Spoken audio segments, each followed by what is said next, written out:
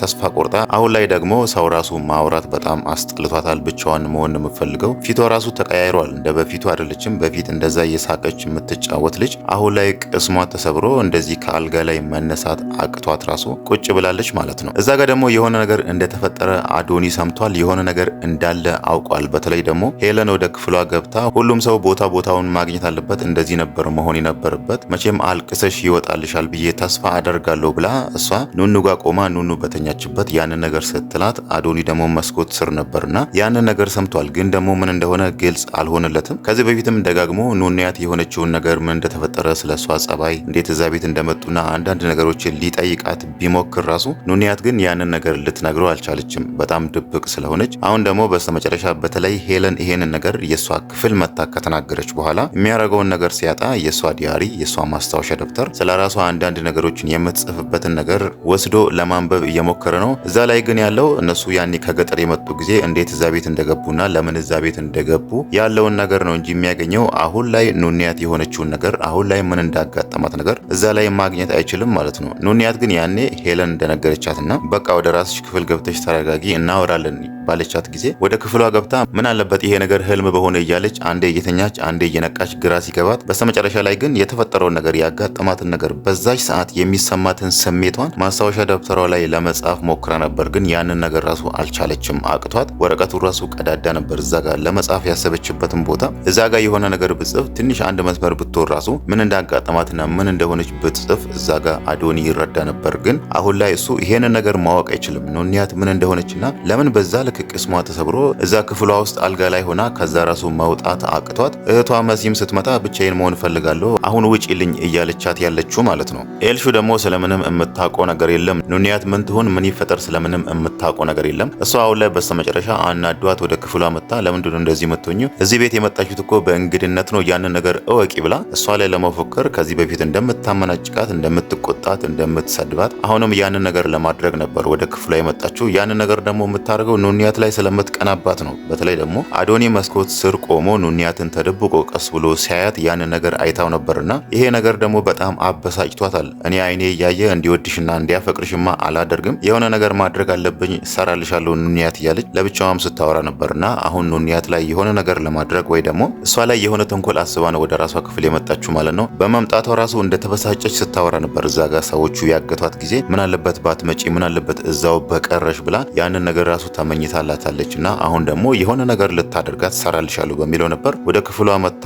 ፊቷን ዞር ስታደርገው ፊቷ አባብጧል። አይኖቿ በማልቀስ በተደጋጋሚ በማልቀስ አይኖቿ ራሱ በጣም አባብጦ ስታይ ምን ልትል እንደምችል አያዳግትም። ምናልባት ያን ያክል ለሷ ጥልቅ ጥላቻ ይኖራታል ብለን አናስብም። መቼም እንደዛ አዝና እንደዛ ቅስሟ ተሰብሮ ወይ ደንግጣ ምን እንደሆነች ባትጠይቃት ራሱ ምን ሆነች ነው ብላ ወይ ደግሞ እዛው ጥላት ትሄዳለች እንጂ እንደ በፊቱ ሰድባታለሁ ወይ የሆነ ነገር እላታለሁ ወይ ደግሞ እንዲያረጋታለሁ የምትለውን ከዚህ በፊት ስታወራ የነበረውን እሷ ላይ ላታደርግ ትችላለች ማለት ነው። እሷ ኑንያትን የጣላቻት በቃ በአዶኒ ምክንያት ነው። እዛ ጋር ኤልሹ አዶኒን እንዳፈቀረችውና እንደወደደችው ግልጽ ነው። እሷ ከአዶኒ ጋር ተቀራርባ ከሱ ጋር እየተጫወተች ሙሉ ጊዜዋን ከአዶኒ ጋር ማሳለፍ ትፈልጋለች። አዶኒ ደግሞ እዚህ ጋር ኑኑን ስለሚያፈቅራት እሷን ስለሚወዳት ከእሷ ጋር መሆን ይፈልጋል። በዛ በኩል ደግሞ ኤልሹ ኑንያትን በጣም ትጠላታለች፣ ታሰቃያታለች።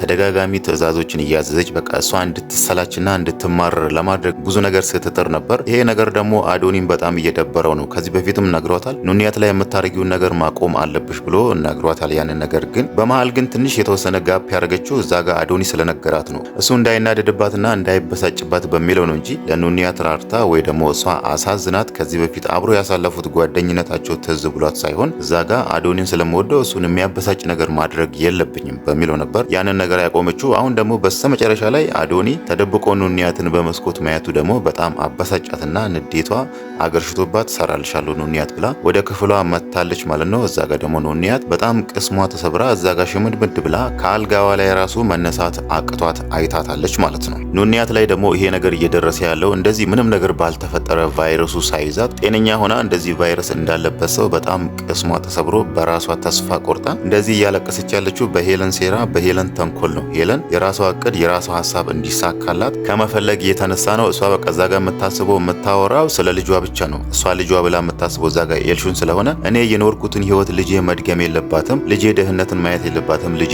ችግርን ማየት የለባትም በሚለው ነው እዚህ ጋር ኑንያትን ዋጋ እያስከፈለቻት ያለችው ማለት ነው። ኑንያት ጤነኛ ከሆነች የቶሚ ልጅ ቤሉል ከመጣ እሷን ያገባል፣ እናም ደግሞ ንብረቱ የተወሰነም ቢሆን ወደዛ ይሄዳል የሚለውን ነገር ነበር አስባ እዚህ ጋር ኑንያት በቫይረስ ተይዛለች የሚለውን ነገር የውሸት ዜና እዛ ጋር ቴዲ ራሱ አዝኖላት እቺ ልጅ ሳይመርዝ ቀርቶ እዚህ ጋር ደግሞ ሄለን ተመርዘሻል ቫይረሱ አለብሽ ብላ የውሸት ማስረጃ አስወጥታ እዚህ ጋር እሷን ዋጋ እያስከፈለቻት ያለችው ማለት ነው። ለኤልሹ ደግሞ ልጇ ናት፣ እሷ በቃ ተገቢውን ህይወት ልታገኝ ይገባል፣ በጣም ሀብታም ሆና ምንም ችግር ማየት የለባትም በሚለው እዚህ ጋር ደግሞ ትክክለኛ ልጇን ኑኑን ዋጋ እያስከፈለቻት ነው ማለት ነው። እዚህ ጋር ግን አሁንም በጣም እያጠረጠረ ያለው ነገር ኑንያት አሁን የሄለን ልጅ ብቻ ሳትሆን የቴዲም ልጅ ትሆናለች ማለት ነው። እዚህ ጋር አሁን እሷ ሄለን ዛሬ ስታወራ የነበረው ኤልሹ የቴዲ ልጅ እንደሆነች የሆነች ፍንጭ ሰጥታለች ማለት ነው። ዛሬ ስታወራ የነበረው ለእሷ የሚገባት ቶሚ ነው፣ ሀብታም አባት ነው፣ ለኤልሹ የሚገባት ቴዲ አይገባትም እያለች ያን ነገር ስታወራ ነበር ማለት ነው። እዚህ ጋር ደግሞ ልጆቹ ተቀያይሯል። ኤልሹና ኑኑ ስለተቀያየሩ ሄለን ኑኑን ወልዳለች፣ እናም ደግሞ አባቷ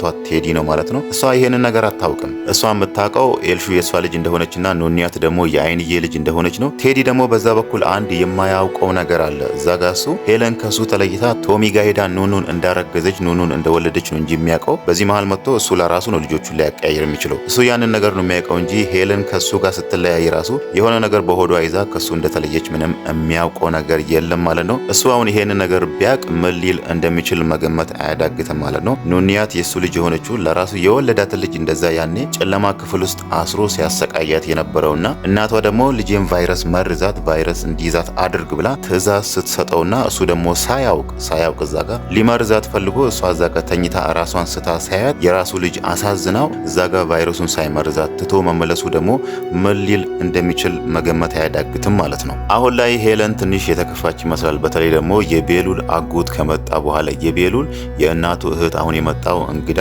እሱ ከመጣ በኋላ የሆነ ነገር ጥርጣሬ ውስጧ ገብቷል ማለት ነው። እሱም እንደመጣ ነው ገና ሳይቀመጥ ገና አንድም ቀን ሳያድር ነው መች ነው የምትመለሱት ታዲያ ብላ ስትጠይቀው የነበረው ማለት ነው። ያ ማለት ደግሞ የሆነ ነገር አሳስቧታል ማለት ነው። የእሱ እዛ መቆየት ለሄለን ደህንነት በጣም ያሰጋታል። እሷ የምትሰራቸው የተለያዩ ወንጀሎች አሉ፣ ያ ነገር ይጋለጥብኛል ብላ ስለምትፈራ እዛ ጋር እሱ እንዲቆይ አትፈልግም ማለት ነው። በተለይ ደግሞ አሁን ላይ ከአዶኒ ጋር ተገናኝቶ የሆነ ነገር ተደብቆ ማውራታቸው ራሱ በጣም አሳስቧታል። እየተከታተለችው ነው። እናም ደግሞ እዛ እነሱ ቤት እንዲሆን ፈልጋለች። የመጣው ልጅም የእሷን ጸባይ ስለሚያውቃት የእሷን ተንኮል ስለሚያውቅ አይ እኔ ለራሴ ማረፊያ አዘጋጅቻለሁ ሌላ ቦታ ነው ማርፈው ብሎ ያንን ነገር እዛ ቤት መቆየት እንደማይፈልግ ነግሯቸዋል ማለት ነው። እሱ አሁን እዛ ቤት ቢያርፍና እዛ ቤት ቢቆይ ሄለን እሱ የሚያደርጋቸው እንቅስቃሴዎችን እሱ የሚያወራቸው ስልኮች ራሱ ቀስ እያለች ለመከታተል ያመቻት ነበር።